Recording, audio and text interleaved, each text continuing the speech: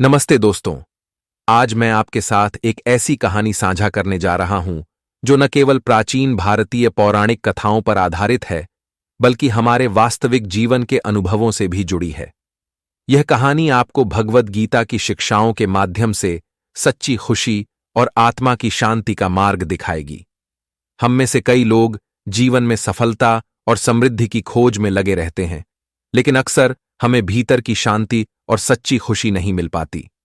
चाहे हम कितने भी धनवान या सफल क्यों न हों, अगर हमारे दिल और आत्मा में शांति नहीं है तो वह खुशी अधूरी ही रहती है। इस कहानी के माध्यम से मैं आपको अर्जुन नाम के एक राजकुमार की यात्रा पर ले चलूंगा, जिसने अपने गुरु श्री कृष्ण से मार्गदर्शन प्राप्त कर आत्मज्ञान और सच्ची खुशी का मार्ग पाया। यह कहानी न केवल प्राचीन भारत की है, बल्कि यह आज भी उतनी ही प्रासंगिक है जितनी तब थी। आइए इस कहानी के माध्यम से हम समझें कि भगवद गीता के उपदेश हमें कैसे अपने जीवन में आत्मा की शांति और सच्ची खुशी प्राप्त करने में मदद कर सकते हैं। इस कहानी में अर्जुन के संघर्ष और उसकी आत्म खोज की यात्रा हमें प्रेरित करेगी कि हम भी अपने कर्तव्यों का निष्ठा से निर्वाहन करते हुए सच्ची खुशी को पा सकते हैं। तो चलिए दोस्तों, इस प्रेरणादायक कहानी की यात्रा शुरू करते हैं और जानते हैं कि कैसे अर्जुन ने आत्मज्ञान के माध्यम से सच्ची खुशी और शांति प्राप्त की। उम्मीद है कि यह कहानी आपको भी अपनी जिंदगी में सच्ची खुशी पाने की प्रेरणा देगी। अगर आपको यह कहानी पसंद आए तो हमारे चैनल को सब्सक्राइब करना न भूलें और बेल आइकन को दबाएं ताकि आप हमारी नई कहानियों और वीडियो से जुड़े रहें। प्राचीन भारत के एक छोटे से राज्य में वहां एक युवा राजकुमार था जिसका नाम अर्जुन था। वह बहादुर और निडर था, लेकिन अक्सर उसे अपनी जिंदगी में एक गहरी असंतुष्टि और बेचैनी महसूस होती थी। अर्जुन ने अपने राज्य को समृद्ध और खुशहाल बनाने के लिए हर संभव प्रयास किया था, लेकिन खुद की खुशी को पाने में असमर्थ था। अर्जुन का मन हमेशा चिंताओं और असमंजसों से भरा रहता था। एक दिन उसने अपने राज्य के सभी ज्ञानी और विद्वानों को बुलाया और उनसे पूछा, मुझे यह बताओ कि सच्ची खुशी का मार्ग क्या है। विद्वानों ने अपने अपने दृष्टिकोण से अर्जुन को समझाने का प्रयास किया, लेकिन कोई भी उत्तर उसे संतुष्ट नहीं कर सका। अर्जुन ने अपने गुरु श्री कृष्ण से मिलने का निश्चय किया। श्री कृष्ण अपने ज्ञान और धैर्य के लिए पूरे राज्य में प्रसिद्ध थे। अर्जुन ने उनसे अपने दिल की बात कही, हे गुरुदेव, मैं हर चीज में सफल रहा हूं, लेकिन फिर भी मुझे आत्मा की शांति और सच्ची खुशी नहीं मिल पा रही है। कृपया मुझे मार्ग दिखाइए। श्री कृष्ण ने मुस्कुराते हुए कहा, अर्जुन, सच्ची खुशी का मार्ग आत्मज्ञान और अपने कर्तव्यों का निर्वाहन करते हुए प्राप्त किया जा सकता है। मुझे एक कहानी सुनाने दो, जिससे तुम समझ सकोगे कि खुशी वास्तव में क्या है और उसे कैसे पाया जा सकता है। श्री कृष्ण ने कहानी शुरू की। बहुत समय पहले देवताओं और असुरों के बीच एक महान युद्ध हुआ। इस युद्ध में देवताओं को विजय प्राप्त करने के लिए एक अद्वितीय मंत्र की आवश्यकता थी, जिसे केवल महान ऋषि वशिष्ठ ही जानते थे।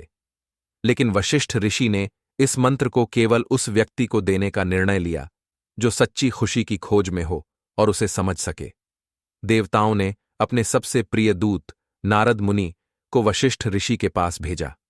नारद मुनि वशिष्ठ ऋषि के आश्रम पहुंचे और उनसे कहा, हे महान ऋषि, देवताओं को आपकी सहायता की आवश्यकता है। कृपया उन्हें विजय प्राप्त करने के लिए मंत्र दें। वशिष्ठ ऋषि ने नारद मुनि से पूछा, नारद, क्या देवता वास्तव में सच्ची खुशी को समझते हैं? क्या वे जानते हैं कि आत्मा की शांति क्या है? नारद मुनि ने उत्तर दिया, महर्षि, देवता केवल विजय और ऐश्वर्य की खोज में हैं। वे सच्ची खुशी की समझ नहीं रखते। वशिष्ठ ऋषि ने मुस्कुराते हुए कहा, तो इस मंत्र का कोई उपयोग नहीं है।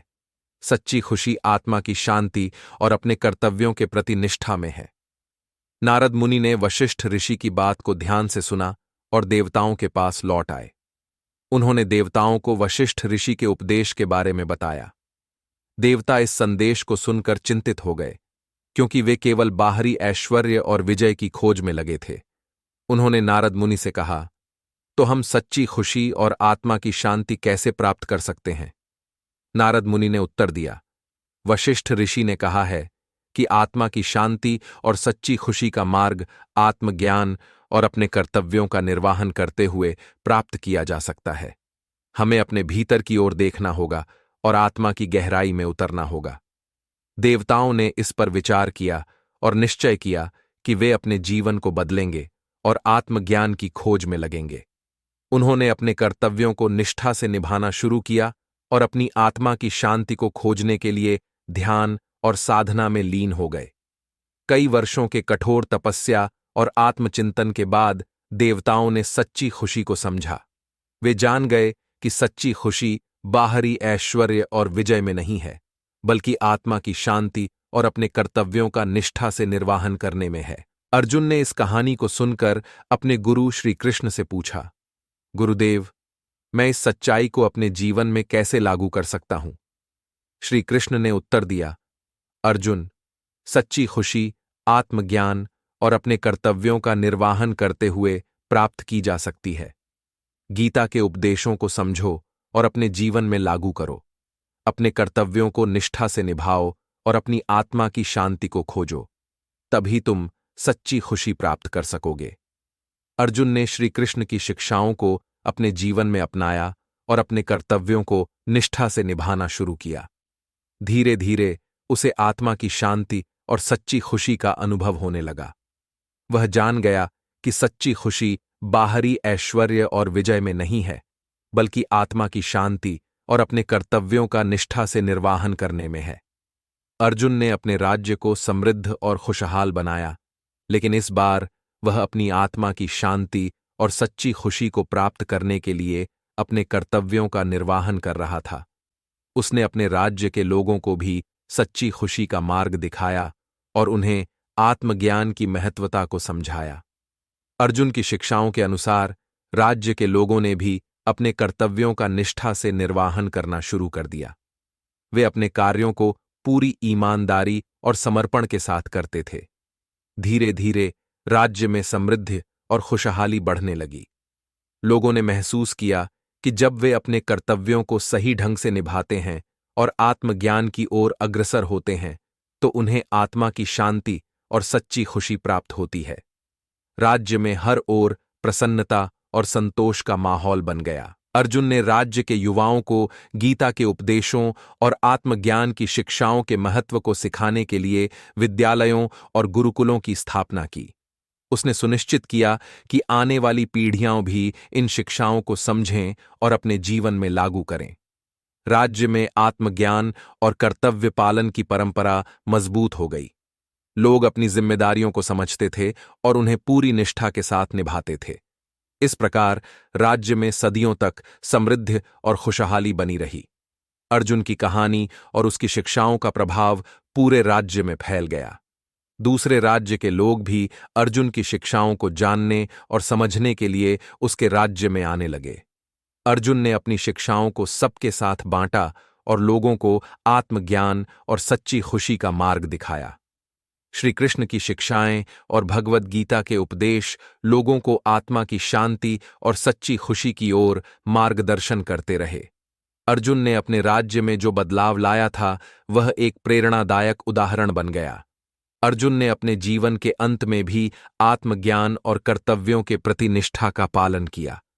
उसकी आत्मा की शांति और सच्ची खुशी के प्रति उसकी प्रतिबद्धता उसकी अंतिम सांस तक बनी रही।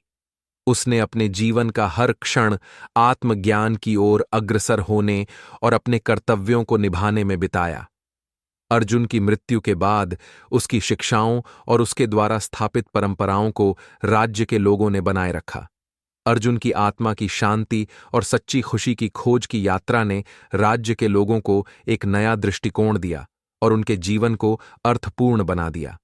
यह कहानी हमें यह सिखाती है कि सच्ची खुशी बाहरी ऐश्वर्य और विजय में नहीं है, बल्कि आत्मा की शांति और अपने कर्तव्यों का निष्ठा से निर्वाहन करने में है। भगवद गीता के उपदेशों का पालन करते हुए हम अपने जीवन में सच्ची खुशी प्राप्त कर सकते हैं। दोस्तों, इस कहानी के माध्यम से हमने देखा कि सच्ची खुशी और आत्मा की शांति कैसे प्राप्त की जा सकती है। अर्जुन की यात्रा और भगवद गीता की शिक्षाएं हमें सिखाती हैं कि बाहरी ऐश्वर्य और सफलता के पीछे भागने से हमें वास्तविक संतोष और खुशी नहीं मिलती, बल्कि आत्मज्ञान और अपने कर्तव्यों का निष्ठा से पालन ही हमें सच्ची खुशी की ओर ले जाता है।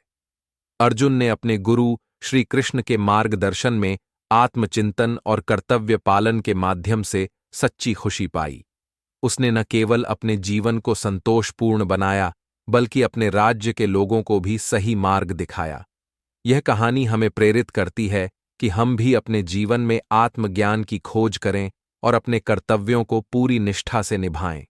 आशा करता हूं कि इस कहानी ने आपको गहराई से प्रभावित किया होगा और सच्ची खुशी की खोज में मार्गदर्शन दिया होगा। हमें याद रखना चाहिए